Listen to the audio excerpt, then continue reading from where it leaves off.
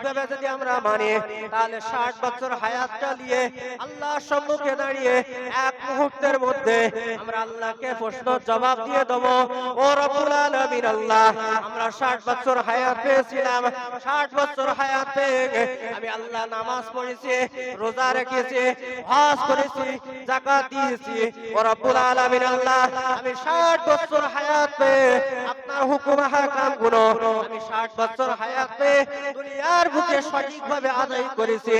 আমরা সহজে আল্লাহর কাছে হুকুম, আল্লাহর কাছে জবাবটা দিয়ে দেব।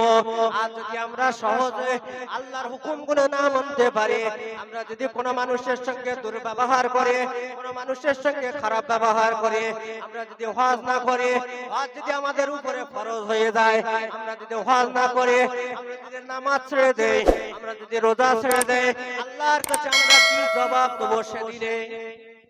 সেদিনে আমরা কি জবাব দেবো? যদি আমরা সহজে সহজ কাজগুলো করি, এক মুহূর্তে জবাব দিয়ে দেবো।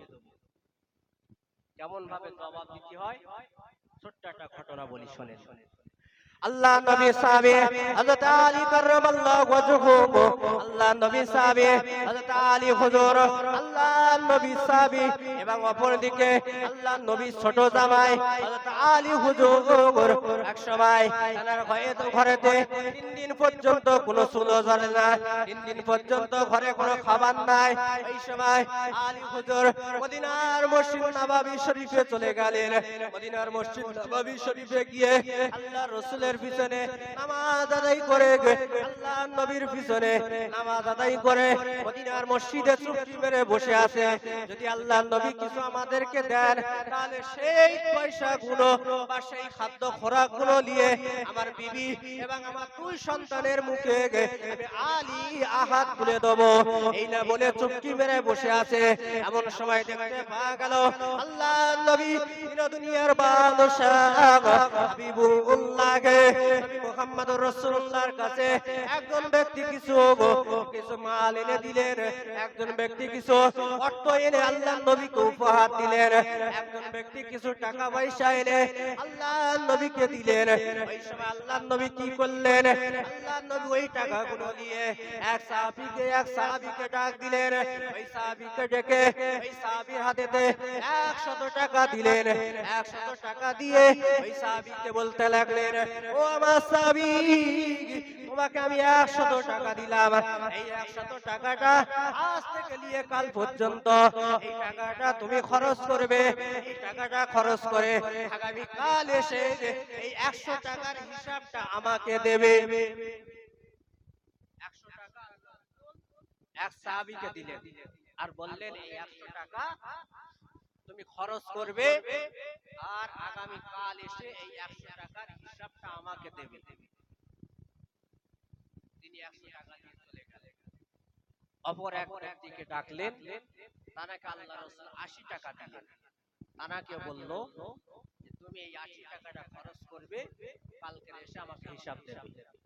একজনকে 60 টাকা দিলেন, একজনকে 40 টাকা দিলেন, একজনকে 20 টাকা দিলেন, একজনকে 10 টাকা দিলেন। শেষ বেশ আলী হুজুরকে 3 টাকা দিয়েছে। 3 টাকা। ক টাকা দিয়েছে? 3 টাকা। সবাই বলেন কত দিয়েছে? 3 টাকা। আল্লাহর রাসূলের সাহাবী হযরত আলী হুজুর, অপরদিকে তিনি আবার তার আদরের জামাই, কিন্তু সবার বেশি দিয়েছে আলী হুজুরের 3 টাকা দিয়েছে। আলী হুজুরের মনটা খারাপ হবে না খুশি হবে? হ্যাঁ, খুশি হবে? আলী হুজুরের মন খারাপ হয়ে গেছে যে আমি একদিকে রাসূলের সাহাবী, অপরদিকে আবার জামাই, কিন্তু আমাকে মাত্র 3 টাকা দিয়েছে। আলী হুজুরের মনটা খারাপ। আর অন্যান্য সাহাবীদের 10 টাকা, 20 টাকা, 50 টাকা, 80 টাকা, 100 টাকা দিয়েছে। আলী হুজুরের মনটা খারাপ। কি করবে? রাসূলের উপরে তার কথা বলা যায় না। তিনি 3 টাকা নিয়ে মদিনার মসজিদ থেকে বার হলেন, বাজারে যাবে, কিছু কিনবে, ছেলেদের জন্য, বিবি বাচ্চাদের জন্য কিছু আহার নিয়ে আসবে। যেই মদিনার মসজিদ থেকে বার হয়েছে, অমনি এক ভিক্ষুক ধরেছে, আলী আজ 3 দিন খাওয়া হয় না, আমাকে কিছু দাও। আলী হুজুর বলছে, নবীর কাছ থেকে মাত্র 3 টাকা পেয়েছি, তুমি আমার রাস্তা ছেড়ে দাও, আমি বাজারে গিয়ে আমার সন্তানদের জন্য কিছু খাদ্য খোরাক কিনবো, আমাকে তুমি ছেড়ে দাও, অন্য কারোর কাছে দেখো।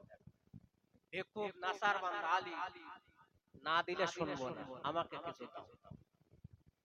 আলী হুজুর 1 টাকা দিয়ে ওই ভিক্ষুককে দিয়ে দিলেন। থাকলো কত? 2 টাকা। আলী হুজুর 2 টাকা নিয়ে বাজারে চলে গেল। 1 টাকা ছেলেদের জন্য পোশাক কিনলো, আর 1 টাকার খাদ্য খোরাক কিনে নিয়ে বাড়ি চলে আসে। তাহলে 3 টাকা খুব সহজে হিসাব ক্লিয়ার। পরের দিন সকালবেলা আবার মদিনার মসজিদে আল্লাহ রাসূল সমস্ত সাহাবীদেরকে ডাক দিয়ে এইবার এক এক করে হিসাব দিচ্ছে। আল্লাহ নবী যে সাহাবীকে 100 টাকা দিল, ওই সাহাবীকে বলল, আমার সাহাবী রে, আগামীকাল 100 টাকা আমি তোমাকে দিয়েছি, ওই 100 টাকা কোন কাজে তুমি খরচ করেছো, ওই 100 টাকাটা কোথায় খরচ করেছো, ওই 100 টাকার হিসাবটা তুমি আমাকে দাও। ওই সাহাবী হিসাব দিতে লাগলো। হিসাব দিতে দিতে দিতে দিতে সময়টা একটু লম্বা হয়ে গিয়েছে। এরপরে আল্লাহ রাসূল প্রত্যেকে যাতে তাকে কম দিয়েছিল, 80 টাকা যাকে দিয়েছিল তার কাছ থেকে হিসাব নিতে লাগলো। তার হিসাবটা দিতে দিতে লম্বা হয়ে গেল। 100 টাকার হিসাবের চাইতে 80 টাকার হিসাবটা একটু কম হলো। প্রত্যেকে 60 টাকা যাকে দিয়েছে, 60 টাকা আলা ব্যক্তি হিসাব দিতে লাগলো। 80 টাকার তুলনায় 60 টাকার হিসাবটা একটু ছোট হয়ে গেল।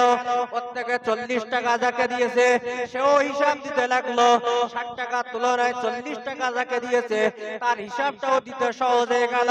প্রত্যেকে 20 টাকা যাকে দিয়েছে, তিনিও হিসাব দিতে লাগলো। 60টা 40 টাকা থেকে 20 টাকা যিনি দিয়েছিলেন, তার হিসাবটা একটু ছোট হয়ে গেল। 20 টাকা থেকে 10 টাকা যাকে দিয়েছিল, তার হিসাবটা একটু ছোট হয়ে গেল। শেষ বেশ আল্লাহর নবী এবার আলী হুজুরকে দেখলেন, ও বাবা আলী, বাবা আলী, আগামীকাল তোমাকে আমি 3 টাকা দিয়েছিলাম, এই 3 টাকার হিসাবটা তুমি আমাকে দাও। আলী হুজুর ওই সময় বলতে লাগলেন, ইয়া রাসূলুল্লাহ, ইয়া হাবিবাল্লাহ হুজুর, আগামীকাল 3 টাকা আমাকে দিয়েছিলেন, আমি মদিনার মসজিদ থেকে বার হয়ে 1 টাকা আল্লাহর রাস্তায় একজন ভিক্ষুককে দান করে দিয়েছি। 1 টাকার আমার সন্তানদের জন্য পোশাক কিনেছে, আর 1 টাকা আমার সন্তান বিবিদের জন্য খাদ্য খোরাক কিনে নিয়ে আমরা আহার করেছি, খেয়েছি। আলী হুজুরের হিসাবটা অতি সহজে আল্লাহর নবীকে বুঝিয়ে দিলেন। এই সময় আমার আপনার নবী কি বললেন?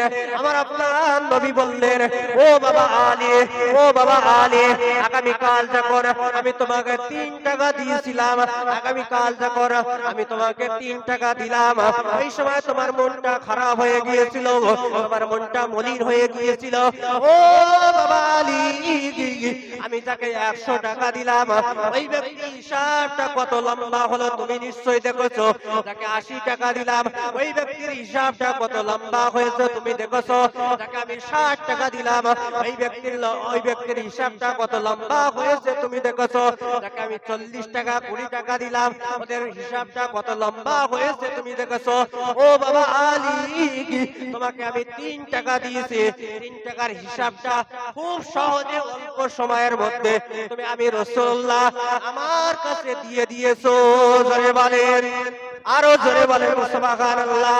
ও সোনা মানিকেরা, আল্লাহর নবী বললেন, আল্লাহ নবী বললেন, যারা দুনিয়ার বুকে 60 বছর 70 বছর হায়াত পেয়েছে, আমার আল্লাহ এই সমস্ত মানুষদেরকে হায়াত সম্পর্কে হিসাব দেবে, তাদের হায়াত সম্পর্কে হিসাব দিতে হবে। দুনিয়ার বুকে তারা কি এই হায়াত পেয়ে দুনিয়ার বুকে হায়াতটা কোন কাজে লেগিয়েছে, এর হিসাবটা আল্লাহর কাছে আমাদেরকে দিতে হবে না হবে না হবে? এই হায়াত পেয়ে আমরা কোন কাজে লাগিয়েছি, এর হিসাব আমাদের দিতে হবে। সেদিন এই হিসাব যদি আমরা না দিতে পারি, এক পা তুলতে পারবো না। আল্লাহ পাক রব্বুল আলামিন দ্বিতীয়বার আমাদেরকে প্রশ্ন করবেন, ওরে আমার বান্দা বান্দীরা, ও আমার বান্দা বান্দীরা, ও আমার যুবক ভাইয়েরা, আমার মা বোনেরা, আমার মুরব্বিয়ানেরা, ঠান্ডা মাথায় বোঝার চেষ্টা করেন। আমি আপনাদেরকে একটু বলে যাই, শুনে লাগেন। আল্লাহ পাক রব্বুল আলামিন এবারে আমাদেরকে দ্বিতীয়বার প্রশ্ন করবেন, ওরে আমার বান্দা বান্দীরা রে, আমি আল্লাহ তোমাদেরকে দুনিয়ায় পাঠিয়েছিলাম, আমি আল্লাহ তোমাদেরকে দুনিয়ায় পাঠিয়েছিলাম, তোমাদেরকে আমি আল্লাহ অর্থ দিয়েছিলাম, তোমাদেরকে আমি আল্লাহ টাকা দিয়েছিলাম, আমি আল্লাহ তোমাদেরকে টাকা পয়সা দিয়েছিলাম, আমি আল্লাহ তোমাদেরকে অর্থ সম্পদ দিয়েছিলাম, আমি আল্লাহ তোমাদেরকে গাড়ি বাড়ি দিয়েছিলাম। ও আমার বান্দা বান্দীরা, আমি আল্লাহ তোমাদেরকে অর্থ সম্পদ দিয়েছিলাম, তোমরা সেই অর্থ সম্পদ গুলো কোন কাজে ব্যয় করেছো? সেই অর্থ সম্পদ গুলো তোমরা হালাল কাজে ব্যয় করেছো না হারাম কাজে ব্যয় করেছো? তার হিসাবটা আমি আল্লাহ আমাকে তোমরা দাও। আমাদের আল্লাহ টাকা পয়সা দিয়েছে না দেয়নি? টাকা পয়সা দিয়েছে না দেয়নি? দিয়েছে তো, অল্প আর বেশি দিয়েছে তো, এর হিসাব দিতে হবে কোন কাজে ব্যয় করেছি এই টাকা পয়সা। ও জওয়ানেরা, যুবকেরা, ও সোনামানিকেরা, ও আমার মা বোনেরা, শুনে লাগেন। আল্লাহ পাক রব্বুল আলামিন যে অর্থ সম্পদ আমাদের দিয়েছে, এই অর্থ সম্পদটা যদি আমরা হালাল কাজে ব্যয় করে, আমরা যদি হালাল কাজে ব্যয় করে, তাহলে আমরা সহজে আল্লাহর কাছে জবাবদিহি করতে পারবো। আর যদি এই অর্থ সম্পদগুলো আমরা যদি হারাম কাজে ব্যয় করি, আমরা যদি হারাম কাজে ব্যয় করে, আল্লাহর কাছে আমরা ধরা পড়ে যাব, আল্লাহর কাছে আমরা ধরা পড়ে যাব। এরপরে আল্লাহ আমাদেরকে জিজ্ঞাসা করবেন, ও আমার বান্দা বান্দীরা, ও আমার বান্দা বান্দীরা, ও জওয়ানেরা, যুবকেরা, মুরব্বিয়ানেরা, আমার মা বোনেরা, ঠান্ডা মাথায় শোনেন।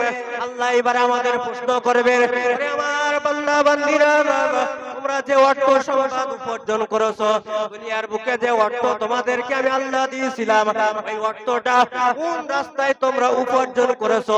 এই অর্থগুলো কিভাবে তোমরা অর্জন করেছো? ওই অর্থ সম্পদগুলো কিভাবে তোমরা ইনকাম করেছো? এর হিসাবটা আমি আল্লাহ আমার কাছে দাও। অর্থ কিভাবে ইনকাম করেছি এর হিসাবও দিতে হবে। তাহলে হাশরের ময়দানে কটা প্রশ্ন বলেছি বাপ? কটা প্রশ্ন করবে বলেছি? 5টা। তার মধ্যে প্রথম নাম্বার কি বলবে? প্রথম নাম্বার কি জিজ্ঞাসা করবে? আমাদের জীবন হায়াত পেয়েছি সেই সম্পর্কে। এরপরে আল্লাহ আমাদেরকে জিজ্ঞাসা করবে অর্থ যেটা আমার আল্লাহ দিয়েছে, এই অর্থ আমরা কোন কাজে ব্যয় করেছি। এরপর আল্লাহ জিজ্ঞেস করবে তোমরা অর্থ কিভাবে উপার্জন করেছো। ও জওয়ানেরা, যুবকেরা, ও সোনামানিকেরা, আমার মুরব্বিয়ানেরা, ঠান্ডা মাথায় শোনেন। আল্লাহ পাক রব্বুল আলামিন আমাদেরকে জিজ্ঞাসা করবে, ও আমার বান্দা বান্দীরা, ও আমার বান্দা বান্দীরা, তোমাদেরকে যে অর্থ আমি আল্লাহ দিয়েছিলাম, তোমরা কোন রাস্তায় উপার্জন করেছো? ও সোনামানিকেরা, যদি আমরা অর্থগুলো হালাল পথে ইনকাম করতে পারি, আমরা যদি অর্থগুলো হালাল পথে ইনকাম করে, তাহলে সহজ আল্লাহর কাছে আমরা হালাল রাস্তায় ইনকাম করেছি এই প্রশ্ন জবাবটা আমরা দিয়ে ফেলবো। আর যদি আমরা সুদ খেয়ে ফেলি, আমরা সুদের সঙ্গে অর্থ সম্পদ যদি ইনকাম করে ফেলি, আমরা যদি লোকের মাল ফাঁকি দিয়ে অর্থ অর্জন করে ফেলি, আমরা যদি পরের মাল ফাঁকি দিয়ে অর্থ ইনকাম করে ফেলি, আমরা যদি লোককে ধোঁকা দিয়ে অর্থ ইনকাম করি, ও সোনামানিকেরা, আল্লাহর কাছে আমরা সেদিনে জবাব দেবো কি? আল্লাহর কাছে আমরা সেদিনে কি কৈফিয়ত দেবো? আল্লাহ যদি আমাদেরকে প্রশ্ন করেন, বান্দারে আল্লাহ আমি আল্লাহ তোদেরকে হালাল পন্থা অবলম্বন করতে বলেছিলাম, ও বান্দা তোমরা কেন সুদ খেয়েছিলে? ও বান্দা তোমরা কেন জুয়া খেলেছিলে? ও বান্দা তোমরা কেন হারাম মাল ভক্ষণ করেছিলে? তোমরা কেন মদ খেয়েছিলে? ও বান্দা তোমরা কেন জুয়া খেলেছিলে? হে মানিকেরা, আমার জওয়ানেরা, যুবকেরা, আমার মুরব্বিয়ানেরা, ও আমার মা বোনেরা, ঠান্ডা মাথায় শুনে লাগান। একটু কথা বলে যায়, আপনার সন্তানেরা, আপনার ঘরের ছেলেরা যারা আজ জুয়ার সঙ্গে লিপ্ত হয়ে গিয়েছে, আজ যারা মদের সঙ্গে লিপ্ত হয়ে গিয়েছে, আজ যারা নারীবাদীর সঙ্গে লিপ্ত হয়েছে, আজ যারা মদ খাওয়া থেকে বিরত থাকতে পারে না, আজ যারা মদের সঙ্গে জড়িত হয়েছে, আমি আপনাদেরকে হাতে না ধরে পায়ে ধরে বলে যাই একদিন আমাদেরকে সকলকে হিসাব দিতে হবে, আল্লাহর সম্মুখে আমাদের সকলকে দাঁড়াতে হবে, সেদিন আমাদের জবাবদিহি করতে হবে, সেদিন আমাদেরকে জবাব দিতে হবে। আজ থেকে আমরা নিয়ত করে নেই, এতদিন যা করেছি, যা মদ খেয়েছি, আজ থেকে তওবা করে নেন। আজ জীবনে মদের বোতলে হাত দেবেন না, আজ জীবনে মদের গ্লাস ছবেন না, আজ থেকে তওবা করে নেন। জওয়ানেরা, পদ্মপুকুর মোল্লাপাড়ার ছেলেরা, আপনাদের পায়ে ধরে আমি বলে যাই, আজ থেকে আপনারা তওবা করে নেন, জুয়া ছেড়ে দেন, জুয়া খেলবেন না, জুয়া খেলা হারাম হারাম হারাম। যে ব্যক্তি জুয়া খেলে, এই ব্যক্তি জুয়া খেললে ওর ঈমান থাকবে না, আর যার ঈমান থাকবে না ও বেঈমান হয়ে যাবে, আর যে বেঈমান হয়ে যাবে ওর বউ তালাক হয়ে যাবে। ও সোনা মানিকেরা, আমরা কেউ চাই না আমাদের নিজের স্ত্রী গুলো তালাক হয়ে যাক, এটা আমরা কেউ চাই না। সেই জন্য আপনাদেরকে বলি, আপনার জুয়া ছেড়ে দেন, মদ ছেড়ে দেন, সুদ ছেড়ে দেন, ঘুষ ছেড়ে দেন, গান বাজনা ছেড়ে দেন, মদ খাওয়া থেকে বিরত থাকেন। ও সোনা মানিকেরা, একদিন আল্লাহর দরবারে আমাদের সবারকে জবাব দিতে হবে, একদিন আল্লাহর কাছে আমাদের সবার দাঁড়াতে হবে, সেদিন আল্লাহর কাছে আমরা ধরা পড়ে যাব। সেই জন্য আপনাদের হাতে না ধরে পায়ে ধরে বলি, একটু ভালো হয়ে যায়, একটু ভালো হয়ে যায়, একটু ভালো হয়ে যায়। আজ থেকে আমরা তওবা করে আল্লাহর রাস্তায় ফিরে আসি, রাসূলের রাস্তায় ফিরে আসি, আল্লাহর হুকুম নবীর হুকুমগুলো আমরা সঠিকভাবে মানতে যেন পারি, সেই তৌফিক যেন আল্লাহ আমাদের সকলকে দান করেন। সকলে বলি আল্লাহুম্মা আমিন। দরুদ শরীফ, আল্লাহুম্মা সাল্লি আলা জোরে।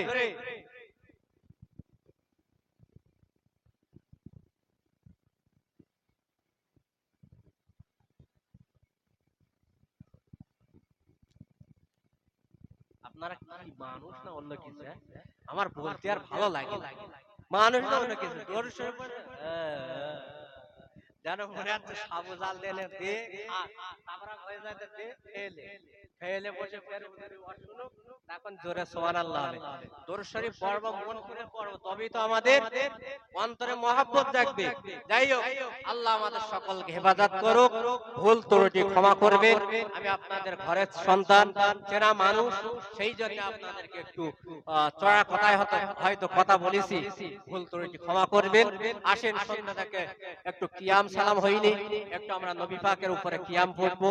তারপরে আমার ভাই, আমার দাদু সম্পর্কের মানুষ এসে গিয়েছে, হ্যাঁ যাই হোক, আমার বাবাজি তিনি এসেছেন, তিনি দুচোখে অন্ধ মানুষ, তিনি কষ্ট করে এসেছেন, আপনাদের খেদমতে ওয়াজ নসিহত করবেন। আসেন আমরা একটু নবী পাকের উপরে সালাম পাঠ করি। ইয়া নবী সালাম,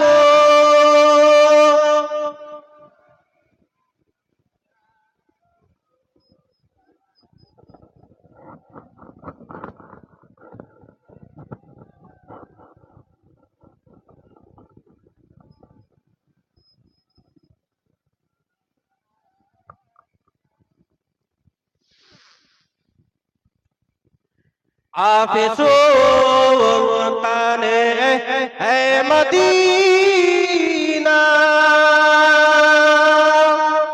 মোহব্বতে হইয়া আরসিনা, নূর সে মামুর সकीना, मश्क से बेहतर पसीना, या नबी सलामो।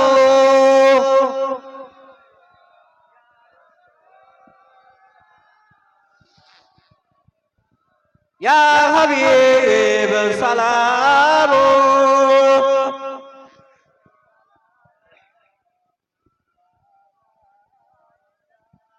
পড়িল আল্লাহর ও বাণী, হারাইলো দুঃখের